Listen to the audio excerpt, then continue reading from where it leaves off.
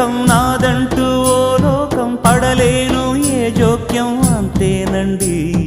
బాగుంది మీ టేస్టు నాకెంతో నచ్చేట్టు మనసెంతో మెచ్చేట్టు మీ మీదొట్టు